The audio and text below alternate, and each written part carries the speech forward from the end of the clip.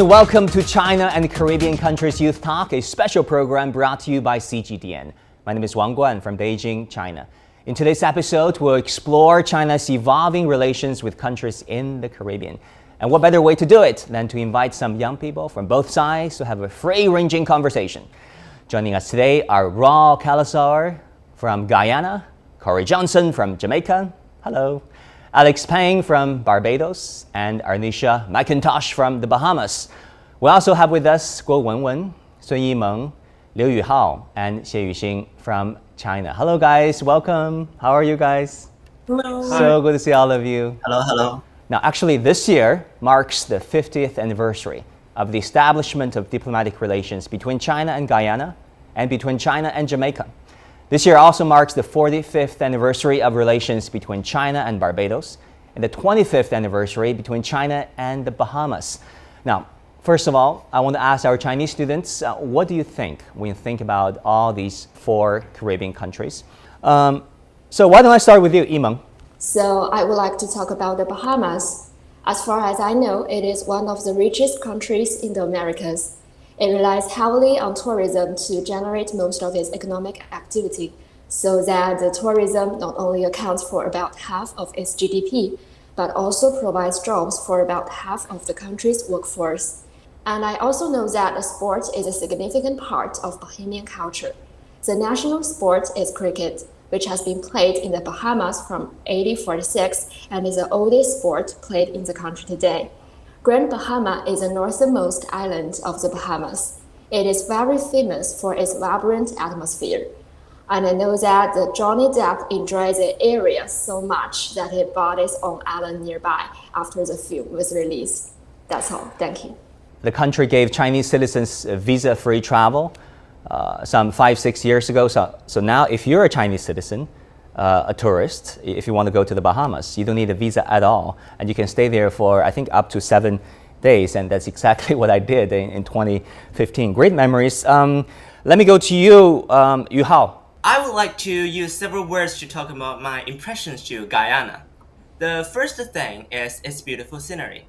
It is definitely the picture postcard natural view. Guyana is located at the edge of the Amazon rainforest, so I believe that it must have a very fresh air and less contaminated.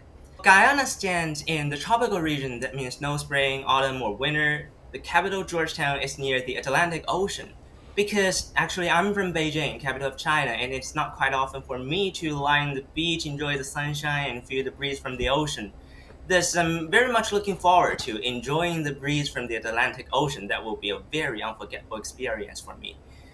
Another thing is, China and Guyana have established close diplomatic ties. Guyana is also the country that is involved in the Belt and Road Initiative. We have in-depth cooperation in terms of COVID-19 response, trade and investment, climate change, sustainable development, etc. And Guyana is a sincere friend to China, and I believe Guyana people are very kind and energetic. Thank you very much, Yuhao. Guo Wenwen, which country do you want to pick?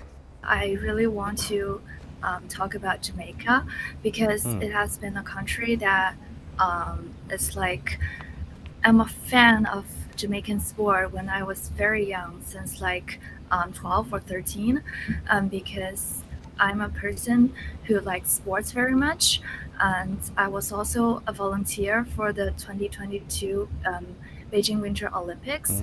So I really like watching athletic games, and Usain Bolt is kind of like the idol for me. He's my idol too, man. He's the idol of everyone here, I guess. He's not only like the fastest person before, but also now, since he is far away from the athletic field, he is still the world record holder.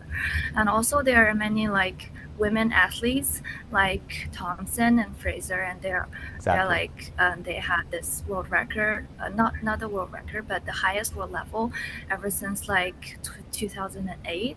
So I think this is something that I'm very interested in. I really want to know that is it because the weather, or is it because like the location that helps these athletes become like the fastest persons in the world? And also I'm a person that is very interested in arts and music. So I really like the pleasure, the satisfaction that rhythms bring me. So I have heard that Jamaica has like their unique types of rhythms, and I really want to know that is it like born in your blood, or is it because you have it in your education or something? And I think that is a very important thing for our Chinese education as well. Yeah, Corey, These are you're laughing throughout the way. Do you want to quickly respond? Can't attribute the greatness of us to the location. It's just more of a competitive nature that we have developed. Jamaica only has 2 million people, and high school track and field championships is the single most attended secondary event in the world. So the competitive nature that we have developed, along with the fact that our music was originated from dance. One of the most popular genres of music in Jamaica is called dancehall, and the name basically originates from the dancing of people within a hall together. Fair enough. It's nature versus nurture, or nature plus nurture, rather. Yuxing, what about you? Which Caribbean country do you want to pick to talk about? Today, I'm going to talk about my impressions on Barbados. Well, about Barbados, I have to say I like this beautiful country very much. I did some research on the island country. It is located east of the Caribbean Sea with extraordinary natural sceneries. And the name Barbados was actually from the Spanish, who were actually stunned by the trees with hanging moss as if at the first sight, as if they were bearded. So Barbados originally means with beards. It's a funny fact. And it's worth mentioning that Barbados became a very recent republic country last year and away from its colonial ties and the British throne. I would love to visit Barbados to see the beautiful country, beautiful scenery, and beautiful people all by myself in the future, hopefully. I think that's also the hope of many people here in China. Let me turn to our friends in the Caribbean. Foray Johnson from Jamaica, let me turn to you first. We all know about Jamaica. We've heard a whole lot about the country. It's a birthplace of reggae music, Blue Mountain Coffee, Asafa Pao, Usain Bolt, among other things. Also, it's very interesting. Your country ranked first on the World Happiness Report for 2021. How did you guys become the happiest people in the world? In Jamaica, we have a saying, we little but we talawa. It basically translates to mean that we're small, but we're strong. And I believe this strength we can attribute to the fact that we work hard. But more importantly, we play even harder. I think the single most contributing factor to depression is being alone. Jamaicans try to be together. Our motto is out of many, one people. So we tend to be together a lot. We socialize with each other a lot. As the weekend hits, we try to go out in social gatherings, the restaurants, parties. We have a lot of parties. I love that. Work hard, play hard. Many years ago in my generation, work hard was the go-to motto. But nowadays, I see a lot of my fellow Chinese students, make work hard, play hard their motto. They are very, free in their thinking, and they have a whole lot of social life in front of them. Foray, how would you compare the Jamaican culture with the Chinese culture? I lived in China for 2 years when I was doing my master's degree, and I admire greatly the way the older generation tries to instill in the younger generation to do the best, to put the best foot forward, and trying to ensure that who they are cultivating, the next generation, are next in line for greatness. That is something I think we as Jamaicans should really adopt, where we instill in ourselves that the training of the youth and the talent that we already cultivate within our home can be used in the workspace. And we should look at our own people first, then we try and incorporate everybody else, because we prioritize ourselves, and that is what something I really admire with China. You try your best to be your best. Okay, let me turn to you, Arnisha from the Bahamas. There has been an increasing number of Chinese tourists to your country. What is China like to you? I mean, what do you think when you think about China? I automatically think of the food. That's the first thing I think of when I think of China.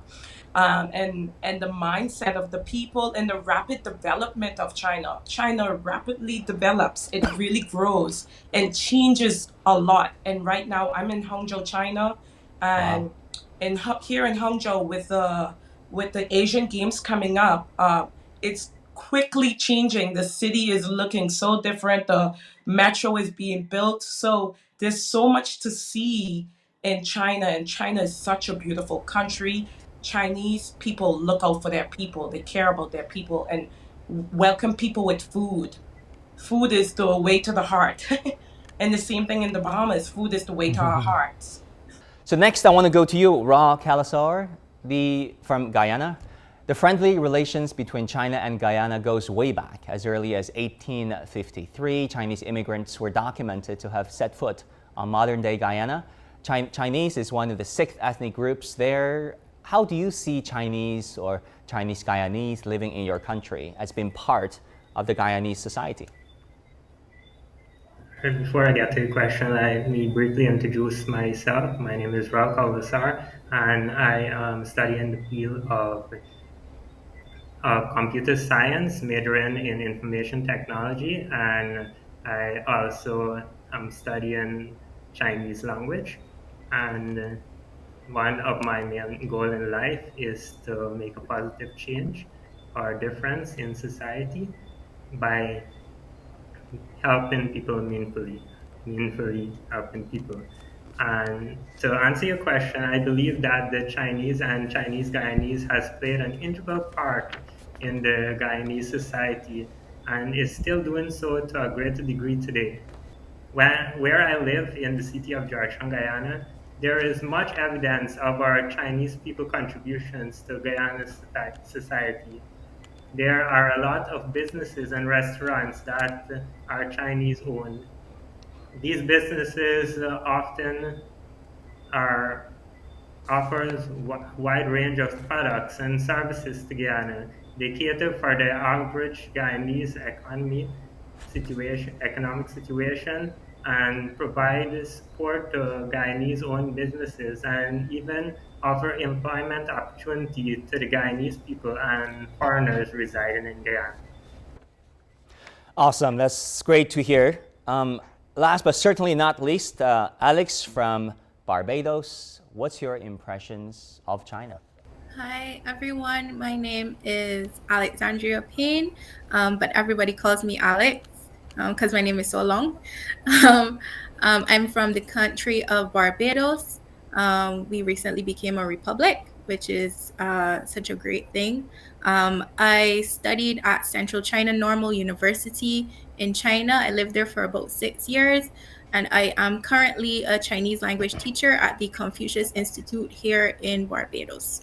And what really struck me most about China is, even though it's so far away and we are often told that we are so different, when I got to China, I actually realized that the Caribbean and China has so much things in common. The major thing that stood out to me about the commonalities were the emphasis on family. I come from a very, very close family. We eat lunch together every Sunday. Every holiday is spent together. We spend a lot of time around each other, and I know that the Chinese are the same way. And China has a lot to show for the long history that it has. When you look at like the Oracle script bone, like Jaguan, the Forbidden Palace, and the Terracotta Army, and the Great Wall. Your history is there for you to see. It's there for your generation to track, for future generations to track. And I think the reason why China is able to invite all these places in and still be Chinese is because of your history. It's so grounded. Everything from your architecture, from your schooling, from your values, everything is very much integrated into the culture about China. You know what? There has been also controversy surrounding China's economic partnership with the Caribbean countries, with your countries. Some see China's growing influence as disturbing and concerning, but others say this offers a new model of cooperation between developing countries based on equality and mutual benefits. What do you think? Let me turn to you, Yimeng. Okay. Personally, I think that the cooperation between China and the Caribbean countries in various fields is in line with the trend of the times and based on the win-win principle, with mutual respect for national sovereignty. For example, the innovation of economic cooperation between the two sides, such as the Belt and Road Initiative suggested by China, is a search for the sharing of advantages so that each country can really benefit from it. I think, though, as the world has entered a period of turbulent changes, the global economic and social development and security are facing complex and serious challenges. So the future of all countries is linked together as never before. China and the Caribbean countries need more than ever to strengthen our partnerships, to deepen our cooperation so that we could overcome these difficulties together and create a common future. So any of our Caribbean friends want to jump in on this issue, the controversy surrounding Chinese engagement in the Caribbean countries? Raise your hand, please, if you want to jump in on this topic. Okay, Corey, go ahead. Well, I believe it can be mutually beneficial if more people take the opportunities that are available. It might seem one-sided when you have one country constantly investing. Most people call it modern-day colonialism, but actually there are mutually beneficial things that can be brought from it. Like for me, there are several scholarships available for Caribbean people to go and make use of. I've seen where a lot of Jamaicans don't have the opportunity to go to tertiary educational level because of financial blockage or what have you.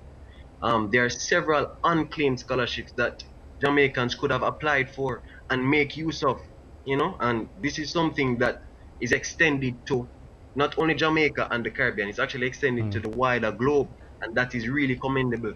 And more people should take and make use of this opportunity. Like for me, going to Dalian Maritime University was an eye-opener, and I would recommend anybody to go there, visit, get your education, and then come back and build your country. So it is a mutually beneficial thing. It's not one-sided, in my opinion. Alex, what does a growing Chinese-Caribbean economic relationship mean to you personally? It means a lot to me because I am one of the, I guess, success stories of what partnership between Barbados and China could look like. When I was 19, I was very, very young. I got the Chinese government scholarship and I was able to travel to China and get my bachelor's degree in Chinese language. And I know so many Barbadians who have done the same. They're even still living in China. They've been living there for over 15 years, over 20 years.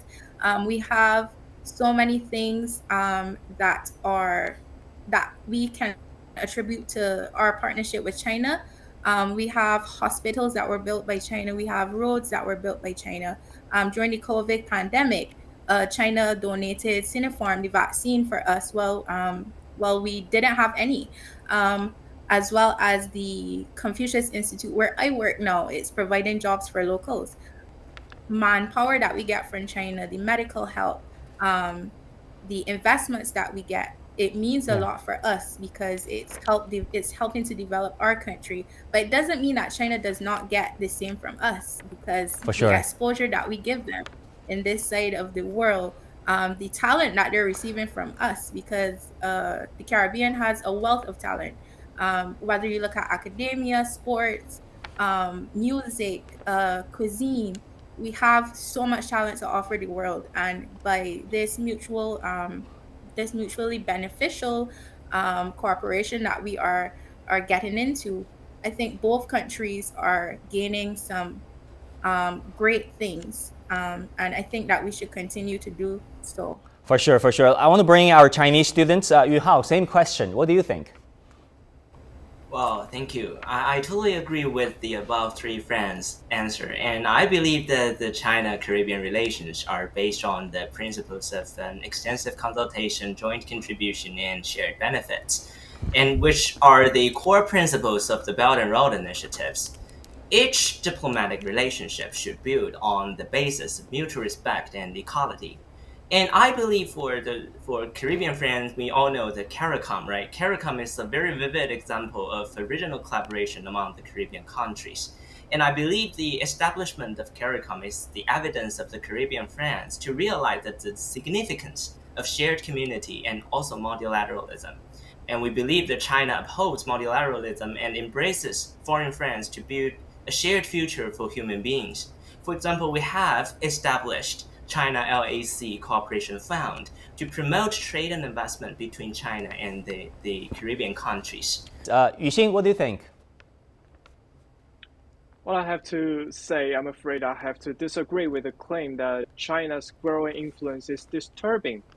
The mentality behind such claim, I believe, is a dreadful zero-sum game where China's growing influence and investments will narrow the scope of development of other countries. But the reality is precisely on the contrary. It is a fact that China is the second largest trading partner with the LAC region. And the LAC is also the second largest destination for China's outbound investments. And with more than 2,700 Chinese-founded enterprises running in the LAC region, these are not only just numbers and figures, but actually better facilities, more job opportunities, safer communities, and improved livelihood, and in short, actual benefits. Definitely, reciprocity is key. Yes. Ra, in Guyana, let me turn to you. We all know that China-Guyana relations goes way back. Chinese projects were started in your country as early as the 1970s. What does China-Guyana relations mean to you personally? I think this relationship means a lot to Guyana as a developing country. We can't forget the kind gesture His Excellency President Xi took in sending medical aids to Guyana at various intervals going back to since 1992 to present. To think about it, we even received these aids during the COVID-19 pandemic. These doctors who made the sacrifice to come must be commended for the hard work they did in helping Guyana during these difficult times. I think continual exchange of knowledge, experience, and technology in the medical field from China will make it possible for a better healthcare in Guyana, such as the ability to do more surgeries using transfusion alternative methods, or to do surgeries, medical procedures, or testing that are not available presently in Guyana. All of these things have only contributed to further strengthening bilateral relationship between Guyana and China. You talk about President Xi Jinping. In fact, in May this year, 2022, in the celebration of the 100th anniversary of the founding of Chinese Communist Youth League, President Xi Jinping said, "The youth deserves all the care, love, and expectations. The youth is like a small tree now, destined to become a big tree in the future and carve up its own place in society." President Xi also compared the young people to the sun, which is destined to light up the whole world one day. What do you make of President Xi Jinping's speech? Let me start with you, Yuhao. Well, thank you. I'm quite inspired by President Xi's view on youth. Well, we say teenagers have infinite potential. They should receive better education and also stand in the stage of the international community. Well, China is now becoming more and more integrated into the world. We have much more opportunities to talk with talents from different countries, just like the program today, to have in-depth talks with those Caribbean friends. And also for our Chinese students, we can speak foreign language, and also we can voice out our Chinese views to the world. Well, the future belongs to the younger generation, and we are now undergoing unprecedented changes in an uncertain pandemic. It is our teenagers' responsibility to contribute to our country and also seek friendship among foreign countries. So when we talk about diplomatic ties and multilateral cooperation, it is not merely the task of Ministry of Foreign Affairs. We need to foster interdisciplinary talents, young talents, to contribute to the development of both China and the Caribbean countries. For example, under the pandemic, we are eager to have young talents who not only know about diplomatic knowledge, but also know about medical and public health knowledge to deepen our COVID-19 response cooperation, right? These kind of interdisciplinary talents are of the urgent needs for the development of different countries. Alex? Yeah. I think President Xi's speech was spot on. We have to trust in the younger generation that they are taking in everything that we are saying, that they're taking in everything that they're learning along the way. And we also have to understand that we're going to leave here eventually. We're not going to live forever. And they're going to be the persons who have to deal with all the issues that we leave behind. They're the ones that have to live in the countries and deal with any problems that come up, or just how to live their own lives. So for us not to allow them to have a voice in how they want their future to look, or how the country will look when they become Right. our age adults, that's very bad on our part. Also, I want to ask Arnisha, because she met with the President Xi herself. Arnisha, finally, what do you think about President Xi's speech? It's true. The young people are they are the next generation. We should be focusing on them. So we should leave something behind here for them to utilize and develop. Yes, China is a fast growing country, but the Bahamas, for example, the Bahamas is very simple. The island life is very simple, peaceful. Nobody wants to change that. Everybody loves that. But there are some things that can be changed. Technology is one of those things that can help develop the country. Everybody needs a break. Sometimes here in China, so many people don't know the Bahamas even exist, and I've lived here for so long. If I say I'm from the Bahamas, nobody knows. For so long, if I say I'm from the Bahamas, people would say, "Oh, is that in Africa?" No, I have to educate people along the way. Sorry it's about not that. exciting. It's not an exciting feeling to educate people in my 9 years, and only 3 people knew where I was from in my 9 years here. I feel like the relationship could be so much better if people were more educated, and if people travel and take a break to enjoy life. Thank you so much. I want to thank all of you, all 8 of you, for being part of today's conversation. We learned so much from you guys, and also I think it's fair to say that we all learned so much about each other's countries and regions. And that wraps up the China Caribbean Countries Youth Talk. I'm Wang Guan in Beijing. I want to thank all of you, our viewers, for tuning in. Thank you for watching. I'll see you again next time.